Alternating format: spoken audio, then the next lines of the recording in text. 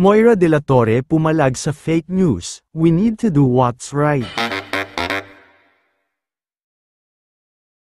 Pinaligan ng Cornerstone Entertainment na siyang namamahala ng karera ng singer, songwriter na si Moira De La Torre ang kumakalat na quote card niya tungkol sa Sri Lanka issue. May mga lumabas sa TikTok na kinampihan daw ng Malaya singer si Lenka tungkol sa awiting Selos. Ni na siya mismo ang orihinal na kumanta na katunog naman ng awiting Trouble Is a Friend ni Shira. Nag-viral ang pahayag na ito ni Moira kaya't kinurek ito ng Cornerstone na peke ito at walang sinabi ang mang-aawit tungkol dito.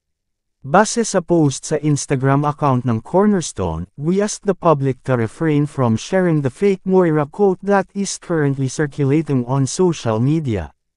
Ang peking quote ni Moira na kumakalat sa SOCMED ay, "FYI guys, si Lenka po ang original na kumanta, hindi po si Shira Tempered Glass, bakit ang hilig nyo ay tolerate yung mali?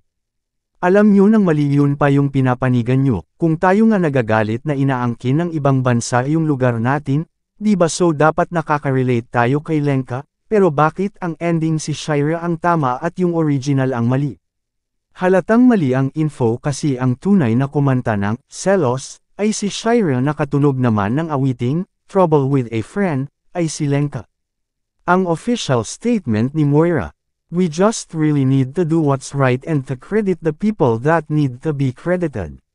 Madami po kasing hindi din educated sa mga copyright. My advice for people who want to take on this industry is really just be always willing to listen, always willing to learn. Marami sa mga singer ay malaki ang impluwensya kaya dapat lang silang maging responsable.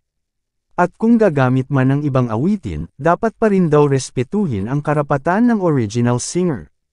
We at Cornerstone Entertainment ask the public to refrain from sharing the fake quote and to be wary of any post that seeks to misrepresent the singer-songwriter's true sentiments regarding any issue or topic of public discussion."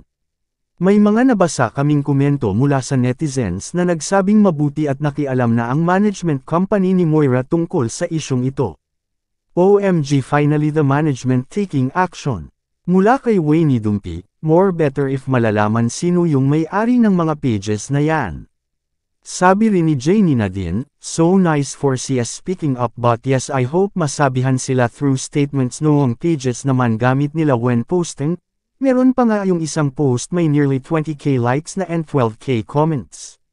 It shows how controversial the issue is and you know how people would throw her under the bus kasi hati naman ang Lenka supporters sa Shira supporters. Mula kay Latverb, "I hope those pages would take those posts down since kalat na din and super dami din nilang nagain na likes and comments from being clout chasers and using Moira's name. Very alarming. It could make Moira the subject for hate and bad criticisms, especially when the copyright issue is controversial." Mr. Kasagpa here, subscribe for more.